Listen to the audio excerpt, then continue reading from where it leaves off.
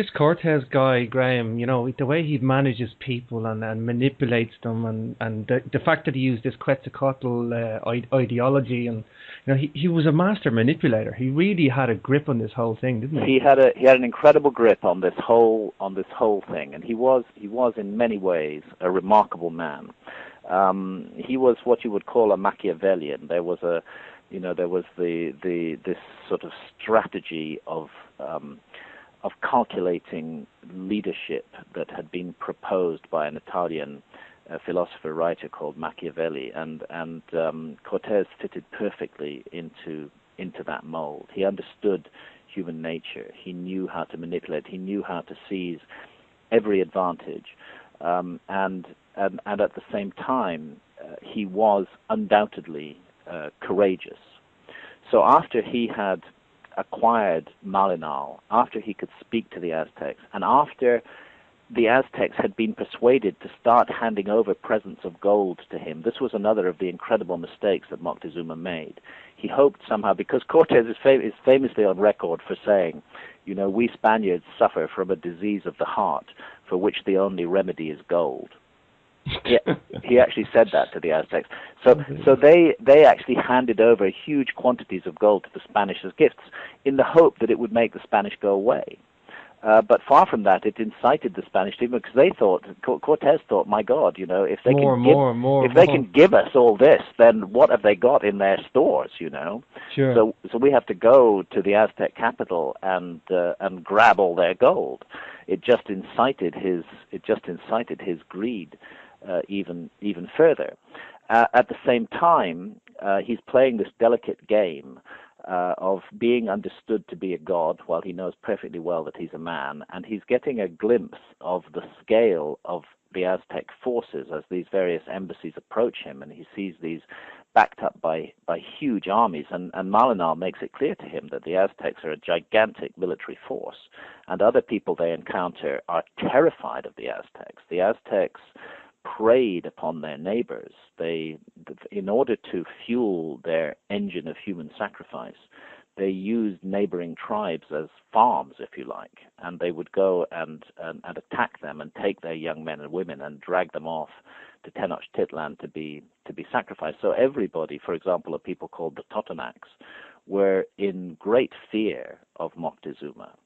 And they communicated this fear to Cortés, and obviously Cortés and his men had seen already examples of human sacrifices taking place. And initially, with the Aztecs, when they witnessed this happening, they didn't intervene to stop it because they did not want to provoke a fight earlier than they were ready to have it. And so they knew that they were dealing with a formidable enemy. And in this full knowledge, Cortés did an extraordinary thing just before he led the march into the highlands towards Mexico City. And this was that he destroyed his fleet. He had 11 ships, and of those 11 ships, he sank 10, scuttled them, and had them dismantled, and used the wood from the ships to build houses in a settlement that he created on the coast. And this was done so that none of his men would have any illusions. They would not be going home. They would not be sailing back to Cuba, where they had come from, because there had been a Spanish settlement in Cuba since the time of Columbus. They were going to conquer or die. One-way ticket, Graham. It was a one-way ticket. So everybody of those 490 Spaniards, now their numbers added to by 100 sailors, making a force of just under 600 men, they all knew that their lives depended on success. They had to win because otherwise they would all die and their hearts would be cut out like those victims they had already seen that happening to. And in this spirit, they begin the march into the highlands. And then the next thing happens. Again, as I say, you couldn't make this up. And there are intriguing, as well as Malinal and the other young woman in my story, who are the heroines of my story, Tosi, there is a Native American chief belonging to a people called the Tlaxcalans, and his name is Xicotenca, and he is also a true historical figure who plays a heroic role in my story. The Tlaxcalans were one of those peoples who the Aztecs used as a farm for human sacrifices. And they were repeatedly, for 200 years, they'd been victimized by the Aztecs. And they'd somehow preserved their independence. They were very brave. They fought back, but they were usually defeated by the Aztecs because the Aztecs had much larger forces. And the Aztecs would take away their young men and women for sacrifice year in, year out, like some sort of mythical monster. And the Tlaxcalans fought back. Now, you would have expected, and Cortés expected, because he knew that Tlaxcalans were the enemies of the Aztecs, he expected that they would become his automatic and immediate allies, that he would be able to use them easily to attack the Aztecs. But that's not quite what happened, because the leader of the Tlaxcalans, a man called, as I mentioned, Xicotenca, was truly a heroic character. And when he saw the Spaniards, he didn't believe this stuff about gods for a minute. He knew they were men. He knew they were buccaneers and pirates and just in it for gain. And he looked at them and he looked at the way they behaved, and he saw the future of Mexico. He saw that if they won, then not only the Aztec culture would go down, but that every culture in Mexico would go down, and the whole world would never be the same again. And so for that reason, he actually fought Cortés, even though it was against his interests to do so. And he fought him with incredible courage and almost fought him into the ground. There was an extraordinary series of battles in the highlands on the way between the coast and Mexico City, between Cortés and the Tlaxcalans. And Cortés used every resource at his command, his cavalry. And by the way, there's an extraordinary incident where one of the Spanish horses was actually decapitated by a Tlaxcalan warrior. Neither the Aztecs nor the Tlaxcalans had metal weapons. They used stone weapons. And their particular weapon of choice was a kind of wooden sword with flakes of obsidian embedded in its edges. It was called a macuahuitl, this weapon, and it was a fearsome weapon, actually. And it happened that the horse was not wearing armor on its neck, and in a single blow, one of the Tlaxcalan warriors decapitated it, using this obsidian-edged wooden broadsword, which again made it quite clear that these animals were not supernatural, that they could be killed. And tremendous battles took place, and Cortés, again, as I show in the book, advised by the demonic entity that he believes is St. Peter, carried out horrendous massacres against Tlaxcalan villages and towns. And it was only by the process of these cruel massacres, plus some extraordinary victories in battle against large Tlaxcalan armies, that finally the Senate of Tlaxcala forced Xicotenca, the chief, to submit to Cortés and to say enough is enough. We cannot fight this man. If they had only known, Cortés was within a day of giving up at that point, because that close, the Tlaxcalan resistance had been so powerful, and the call amongst his men was to give up, retreat to the coast as fast as possible, send the one remaining ship to Cuba, and get some ships over to get us out of there. And this was very much in the minds of the Spaniards at that point. But Cortés's strategy worked, and the Tlaxcalans gave up before the Spaniards did. And suddenly then Cortés was welcomed into the city of Tlaxcala, and he suddenly has 100,000 Tlaxcalan auxiliaries who are serving him and who have a historical enmity against the Aztecs. And Xicotenca comes over and becomes effectively one of Cortés's generals in the next unfolding element of the drama. In a way, this Moctezuma guy, his downfall was that he had no allies in the region. Even though that, the Xicotenca had fought Cortés, but most likely due to his human sacrifices. Yes, no, you're absolutely right. You're spot on. This was karma that happened to Moctezuma. The Spaniards were a kind of instant karma, because if Moctezuma had been a different kind of leader, if he had not behaved with such cruelty to neighboring peoples, if he had not carried out these wicked acts of human sacrifice and been hated by every culture around him, then instead of Cortés being able to win allies as he went along, he would have been met by a united opposition and very easily stopped.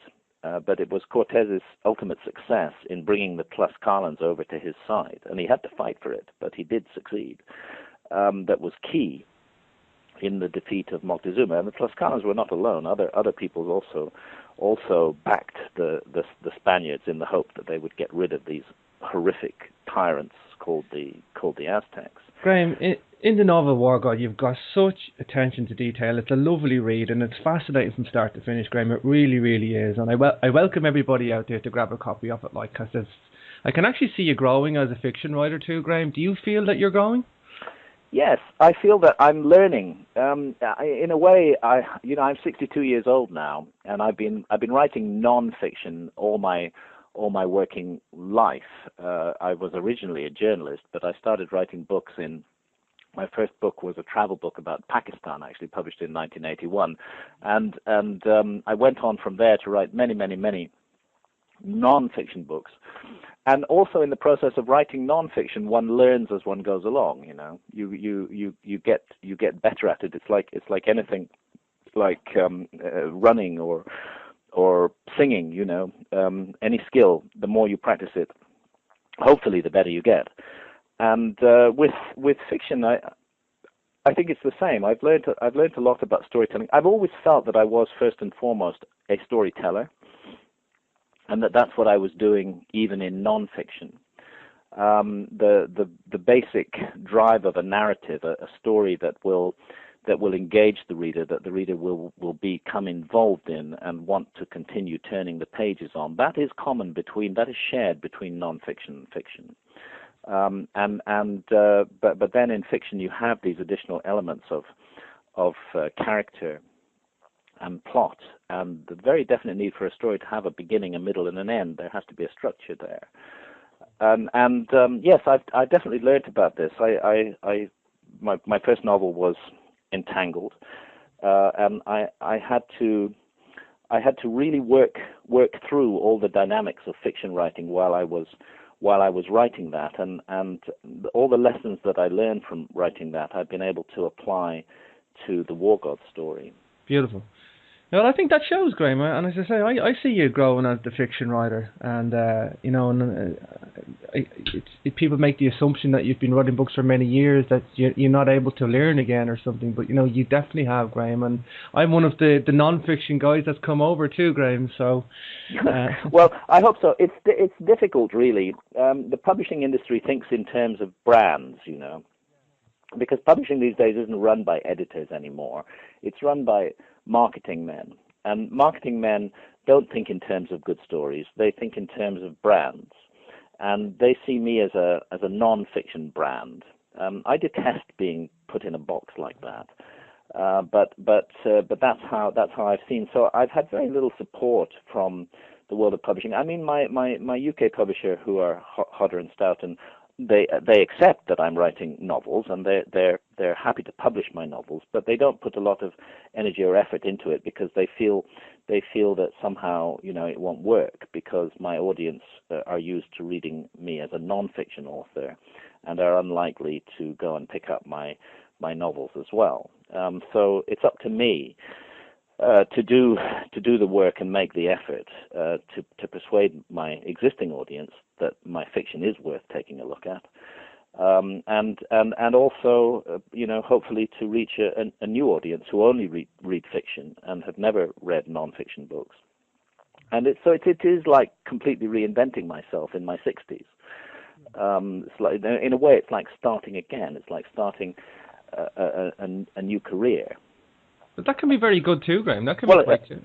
I think it's very exciting. I love it. I feel very positive about it, and I welcome the challenge, and I'm glad to have the privilege and the opportunity to be able to do this and to take these risks, if you like, with my career, and in order to express myself express myself creatively and do what I feel called to do. It's a great opportunity and a nice change of direction for me, and I love writing fiction. It's, when I watch kids playing computer games, I'm a bit like that when I'm writing fiction. I get lost in the world that I'm describing and writing about. I immerse myself into that epoch. Tell me this then, Graham. You've obviously got such attention to detail in the War God novel. So you've obviously done some historical research and background there. And how did you do that? Where did you go? What did you do for the background? Well, it's interesting that this period. Okay, we're talking 1519 to 1521. It's coming up to 500 years ago, quite near to 500 years ago. The Spaniards of that time were literate, and many of them kept journals, and afterwards wrote accounts. Another one of I have heroic characters amongst the Spaniards as well as villains, and I have heroic characters on the Native American side as well as villains. And one of my heroic Spanish characters is a known historical figure who was a soldier called Bernal Diaz. And Bernal Diaz was a young man at the beginning of the Spanish conquest of Mexico. He was in his early 20s, and he fought his way through the whole conquest, and he lived to a ripe old age. He lived actually well into his 80s. And as an old man, he had kept a journal when the conquest was taking place, and as an old man, he sat down and turned that journal into a book, which was Bernal Diaz's The Conquest of New Spain. And he turned that into a lengthy book which describes in detail all of his experiences during the conquest. And it's a sad story in a way, Bernal Diaz, because he says that he made no money out of the conquest. He never became a rich man. And he said at the end of his life that this is the only thing that I have to leave to my children are these memoirs that I've recorded. And in fact, his journal, his book, vanished for about 150 years, and eventually the manuscript copy was found in a library in Spain and circulated after that. So there's a detailed first-hand account, and there are many others. Many of the other conquistadors kept first-hand accounts and later published books. So I've got a whole lot of first-hand, what you would call primary historical sources from the Spanish point of view on the conquest of Mexico. And then the Aztecs also kept records and wrote accounts. The Aztecs were also a literate culture. And there were friars who came with the Spaniards and remained on after the conquest was over, who made a point of learning the Nahuatl language and translating Aztec accounts, whether verbal or written, into Spanish. Excuse me, I'm just taking a little drink of water here. So what I've been able to find is that in some cases the same battle is intimately described by both sides. And you have a huge amount of detail there to draw on and to serve as a resource for the novel. Almost like a playground of research, Graham. Almost like a playground of research, and there's a surprising document. I'm looking at 3 or 4 shelves of books that I own on the single subject of the Spanish conquest of Mexico. Cortés's secretary, for example, gave an account. There were many accounts. Cortés himself wrote detailed letters running to hundreds of thousands of words in the end, because part of his Machiavellian campaign was to win the support of the Spanish king. See, Cortés, when he mounted the conquest, he was undertaking an illegal operation. Cortés led the conquest from Cuba, where the Spanish had been, as I mentioned earlier, since the time of Columbus. And Cuba was governed by a man called Diego Velázquez. And Diego Velázquez and Cortés had a strained history. And there was a point where Diego Velázquez had thrown Cortés in prison to do with a woman who Diego Velázquez favored, who Cortés had made pregnant but was refusing to marry. Eventually Cortés agreed to marry her and was released from prison. And then then he seems to have, he clearly didn't like Diego Velázquez at all, but he sweet-talked Velázquez into giving him command of the expedition that would go to what they called the New Lands, which was Mexico, to mount the conquest. And Velázquez put some of his own money into that, and Cortés got his fleet of 11 ships together, always intending to take it away from Velázquez. Velázquez got wind of this and sent men to arrest Cortés again, but Cortés' own spies reported this to him. And on an incredible night, he sailed without the permission of Velázquez. As Velázquez was coming to arrest him, Cortés ordered the fleet to sail. And they sailed from Santiago to Cuba, and the conquest began. So he had set out without the permission of his governor. So Cortés didn't want to go back at all, really. Well, he certainly didn't want to go back. It would be a very difficult situation for him. And secondly, then he needed to legitimize what he had done. And the only way to legitimize that was by success, and to win the support of the King of Spain, who could overrule the governor of Cuba.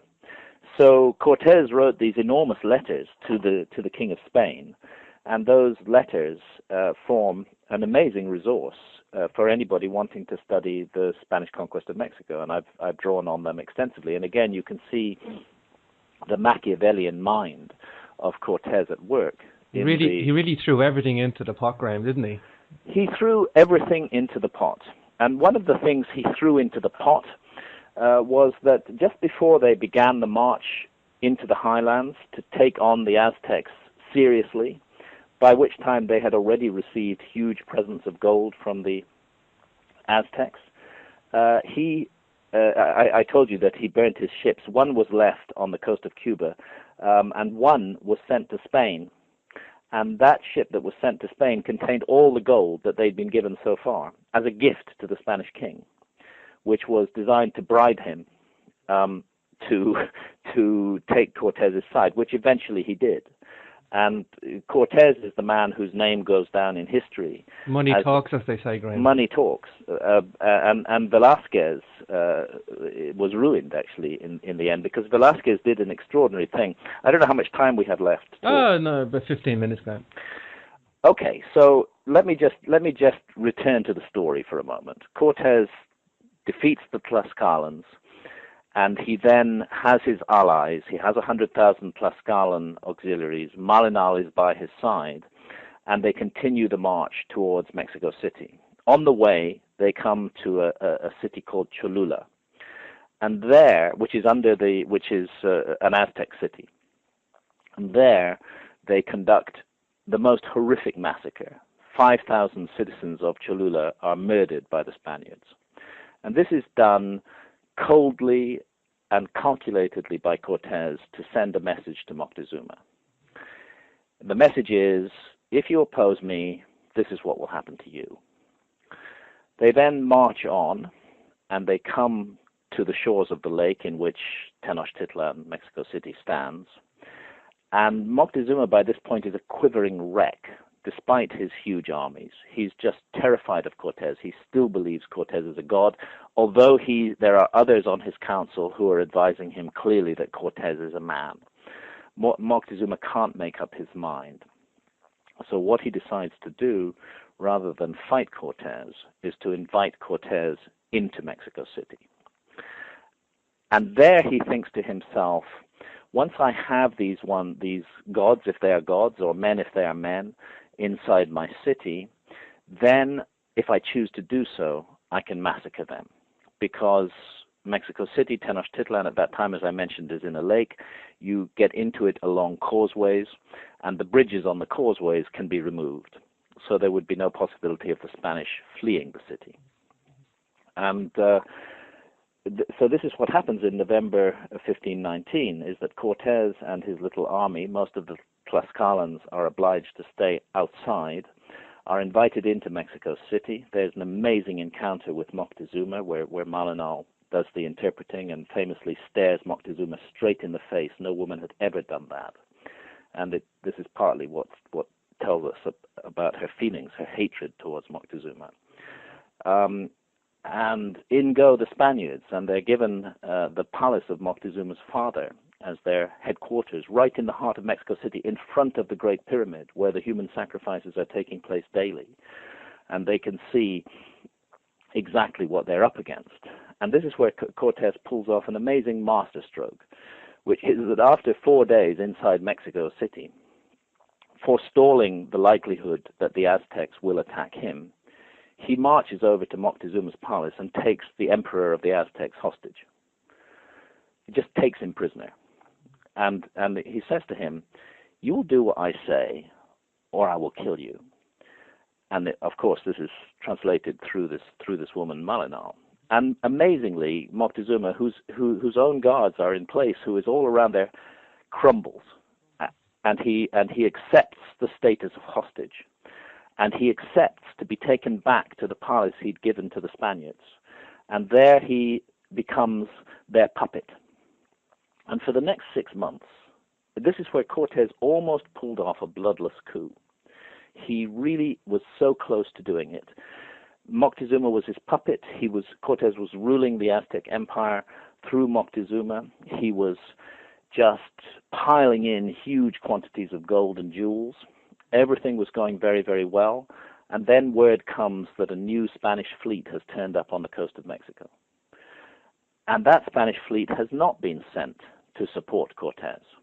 That Spanish fleet has been sent to attack Cortés, because that Spanish fleet has come from his rival, Velázquez, the governor of Cuba, who is jealous at the incredible success of Cortés. So Cortés, he's there in Mexico City. He's left 200 men at the coast. He has 300 or 400 men in Mexico City. He has to divide that force in Mexico City, send down, leaving only 100 guarding Moctezuma. He marches to the coast, and although the new Spanish force is 1,000 strong that has arrived on the coast, again, it's a sign of Cortés's military skill. He defeats them in battle with his tiny force, and he takes captive their general, and he absorbs the new Spanish force into his army. One stroke of luck after the next. One stroke of luck after another. Then he marches back to Mexico City, and there in Mexico City, the Pedro de Alvarado, who is an incredibly cruel Spanish character, a historical character who's also a central figure in my novel, has conducted another massacre. And finally, that's the last straw for the Aztecs, and the Aztecs have risen against him. So when Cortés gets back to Mexico City, he finds his men beleaguered, surrounded by a huge Aztec force. He does relieve them, but 5 days later, the Spanish are expelled from Mexico City. They lose 600 men that night. Remember, their army has been reinforced by this new army at the coast that Cortés has just defeated. And it's called the Sad Night, the Noche Triste, in Spanish. And cut a long story short, they get out of there, the 400 survivors. They march back to Tlaxcala, where they lick their wounds for a few months. And then Cortés does this other thing that puts his efforts on the scale of Alexander the Great and Julius Caesar. He knows that he cannot successfully surround and besiege Mexico City, because it's an island on a lake at that point, unless he has ships. How do you get ships in mountains? Up in the mountains of Tlaxcala, he builds 13 ships. They are called brigantines, each of them capable of carrying 50 or 60 men.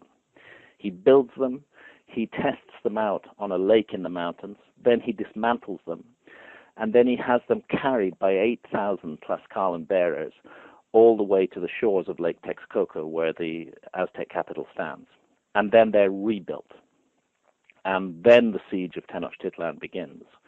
And over the next year and a half, there's just a horrific, incredible story of battles and warfare, and gradually the Aztecs are worn down, and eventually Cortés captures Mexico City, and the conquest is over. And key in this is these ships that he has built and transported from the mountains to the lake. So it's just an amazing story of human endeavor. It's also a story that changed the face of the world and that shaped the modern world we live in. And that's again where I come back to this issue that we began with, of the spiritual forces at work in history. That I take this seriously. I believe that demonic influences have played a role in human behavior, that we are surrounded by invisible supernatural realms, and that in altered states of consciousness we can gain access to these realms, and that the ancient idea of angels and demons has merit to it, and that human culture has been terribly influenced by forces of darkness and evil. And those forces of darkness were massively at work in the Spanish conquest of Mexico. Just 20 years later, the same model was applied in the conquest of Peru by Pizarro. And then the whole story of colonialism and slavery and the negative role that the West has played in the world took shape because of that. If Moctezuma had been a different man and had been able to defeat Cortés and had been able to mobilize allies and defeat Cortés, the whole history of the world, pinnacle point in history, would have been an absolute turning point in human history. Everything that we see in the modern world and in the relationship between the rich countries of Europe and the rest of the world that went down from there, including the terrible genocide of Native American Indians in North America, that followed over the subsequent hundreds of years. All of this was a direct follow-on from the conquest of Mexico. So this is why I felt that it was a key story to write a novel about, and why I felt it was important to get into the supernatural as well as the purely historical aspects of the story. Well, you know, Graham, and for a non-fiction fan like me that has read War Gods, I hadn't realised how significant this point in history was, and you've done justice to that, Graham. Because even for all my non-fiction, and I'm quite well versed in the Spanish history, but I never put the emphasis on it, on what really that whole window of history was like. Yeah, it was a truly remarkable period of history, and it hasn't really been covered in a novel before. There is a great novel called Aztec by Gary Jennings, but it deals primarily with the years before the conquest. Only the last pages are to do with the conquest. The conquest itself, for some reason, has just not been. Perhaps because writers in English don't know a lot about the Spanish story. Exactly. But it just hasn't been done as a novel before. So I felt it was the right thing for me to do, and I'm really glad that I've written this. And I hope that it gets some readers, despite me being branded as a non-fiction author. Well, sure. Graham, we have a few listeners in America too, and I know you have issues with an American publisher. So if you it's not so much issues. It's just that American publishers are waiting to see whether the book succeeds in Britain. Hedging their bets, Graham. They're hedging their bets. Publishers like a sure thing. They don't like to take a risk. So they would like to see they would like to see War God succeed in Britain before they go for publishing it in America. And fortunately, many of my American readers have gone over to Amazon UK. It's very easy to register an account on Amazon UK when you're based in America. I, for example, have an account with Amazon US from here in Britain. I often find that a book that is more expensive here is less expensive over on Amazon US, and vice versa. Sometimes a book that's more expensive in the US is less expensive here. Sometimes you can't get a book too, Graham. And sometimes you can't get a book too. So it's worth having accounts with Amazon US. Amazon UK just takes 2 minutes to set it up. And I've had a lot of support from American readers of my former works, and particularly approached through my Facebook community, which is very large and active, who've helped me out by going over to Amazon UK and buying the British edition of War God. Sure, and I love the effort you put into your web pages and your Facebook accounts, Graham. I really do. Well, I'm nothing without my readers, and I think it's really important to interact and to do so in a generous and positive spirit, rather than setting myself up as some sort of high and mighty remote individual. I'm nothing without my readers. I'm just absolutely nothing at all. So it's right and proper that I should communicate with my readers, and also I get lots of great information from my readers, and it's a great place to run ideas past people who are interested in my work and see what their reactions are. And I'm constantly getting new information that's valuable and important to me in my research. So it's definitely a two-way street, and there's a lot of good communication goes on through my Facebook pages. But the way to access information on this is to go to my website, which is GRAHAMHANCOCK.com, and the War God section is prominently indicated there. And there there are 4 chapters from the novel which are available to read free online, and there are clear indications of how to order the book, either from Amazon UK or Amazon Canada, who are also carrying it.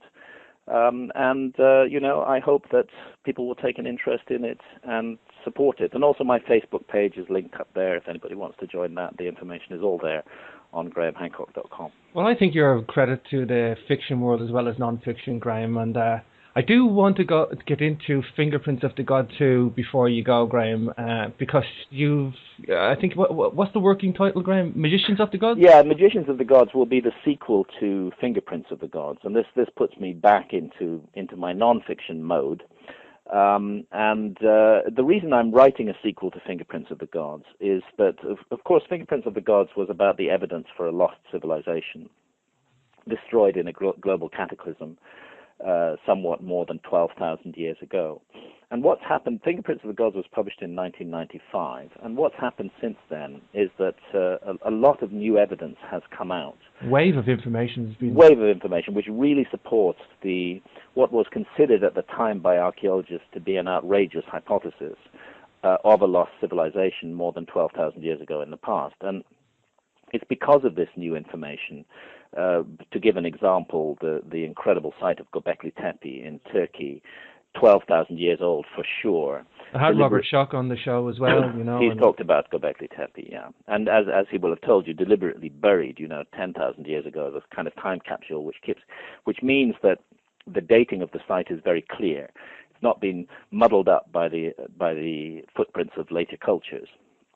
And then, crucial for me, the emerging evidence of exactly what the cataclysm was 12,000 plus years ago that could have wiped a whole civilization from human memory. And that was the impact of a comet. 12,900 years ago, a comet fragmented as it approached the Earth and hit various locations around the Earth, but particularly North America and Canada, and sent up a huge dust plume into the upper atmosphere, which completely covered the Earth and cut off the sun's rays from the Earth, largely, for the best part of 1,000 years, plunged the Earth into a massive deep freeze, which geologists call the Younger Dryas. And until recently, geologists did not understand what had caused that sudden deep freeze. But we now know that it was caused by a cometary impact, and that the date of that is absolutely clear. It was 12,900 years ago. And that's exactly the window where I proposed the loss of a whole civilization, of a great forgotten episode in human history, when I wrote Fingerprints of the Gods. So it's new evidence like this that justifies the writing of a sequel, which will not be an update, but will be a completely new book. Fingerprints will remain there on the record, and the new book will have completely new information. Not a smoking gun anymore, Graham, is it? Well, it's very clear that something remarkable happened at that time, and that if we wish to understand who we are today and where we come from, we need to know the truth about our past. And I think my my role has always been to provide an alternative view on history, and I try to do that thoroughly. And I'm looking forward to writing this book. Just on the, we won't go into too much detail there, but the 10,000 BC time frame and the 3,000 BC time frame, 10,000 BC, the Ice Age, the end of the Ice Age, this Atlantean cataclysm. Why the emergence of civilizations all around the planet around 3000 BC? Was there mini cataclysms? Was there waves of my proposal is that after the great civilization of prehistoric antiquity was destroyed 12,900 years ago by this cometary impact, that there were survivors, that they settled all around the world, that they created, if you like, monasteries, something with no larger an archaeological footprint than a monastery, in places like Giza, in places like Göbekli Tepe in Turkey, in Central America, in the Andes in South America, and that there they then recruited from the local population and renewed their numbers down the ages, that they preserved the wisdom and knowledge of the former civilization, but they were waiting for the right moment to switch human civilization back on. It's a great mystery. They may have felt that they had incurred the wrath of the gods, that he was undoubtedly courageous. So after he had acquired Malinal, after he could speak to the Aztecs, and after the Aztecs had been persuaded to start handing over presents of gold to him, this was another of the incredible mistakes that Moctezuma made. He hoped somehow, because Cortés is famously on record for saying, we Spaniards suffer from a disease of the heart for which the only remedy is gold. He actually said that to the Aztecs. So they actually handed over huge quantities of gold to the Spanish as gifts in the hope that it would make the Spanish go away. But far from that, it incited the Spanish people, because they thought, Cortés thought, my God, if they can give us all this, then what have they got in their stores, Sure. So we have to go to the Aztec capital and grab all their gold. It just incited his greed even further.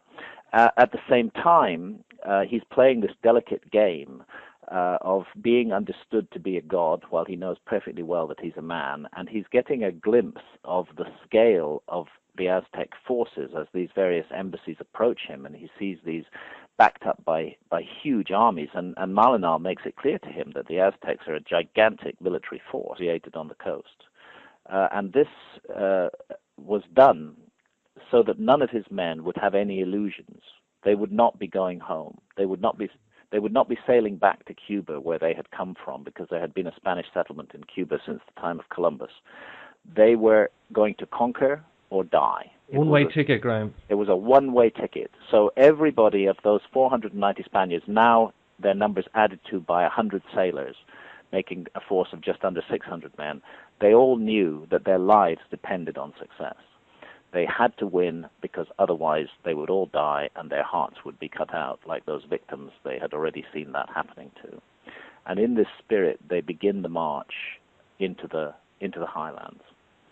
And then the next thing happens. Again, as I say, you couldn't make this up. And there are intriguing, as well as Malinal and the other young woman in my story, who are the heroines of my story, Tosi. There is a Native American chief belonging to a people called the Tlaxcalans, and his name is Xicotenca, and he is also a true historical figure who plays a heroic role in my story. The Tlaxcalans were one of those peoples who the Aztecs used as a farm for human sacrifices. And they were repeatedly, for 200 years, they'd been victimized by the Aztecs, and they'd somehow preserved their independence. They were very brave, they fought back, but they were usually defeated by the Aztecs, because the Aztecs had much larger forces, and the Aztecs would take away their young men and women for sacrifice year in, year out, like some sort of mythical monster.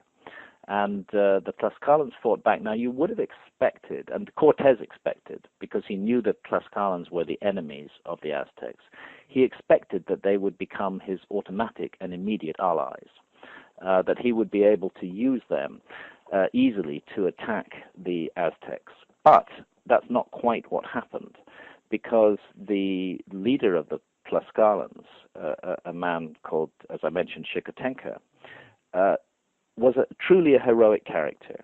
And when he saw the Spaniards, he didn't believe this stuff about gods for a minute. He knew they were men. He knew they were buccaneers and pirates and just in it for gain. And he looked at them, and he looked at the way they behaved, and he saw the future of Mexico. He saw that if they won, then not only the Aztec culture would go down, but that every culture in Mexico would go down. And other people they encounter are terrified of the Aztecs. The Aztecs preyed upon their neighbors. In order to fuel their engine of human sacrifice, they used neighboring tribes as farms, if you like, and they would go and attack them and take their young men and women and drag them off to Tenochtitlan to be sacrificed. So everybody, for example, a people called the Totonacs, were in great fear of Moctezuma. and they communicated this fear to Cortés, and obviously Cortés and his men had seen already examples of human sacrifices taking place, and initially with the Aztecs, when they witnessed this happening, they didn't intervene to stop it because they did not want to provoke a fight earlier than they were ready to have it. And so they knew that they were dealing with a formidable enemy. And in this full knowledge, Cortés did an extraordinary thing just before he led the march into the highlands towards Mexico City. And this was that he destroyed his fleet. He had 11 ships, and of those 11 ships, he sank 10, scuttled them, and had them dismantled, and used the wood from the ships to build houses in a settlement that he created.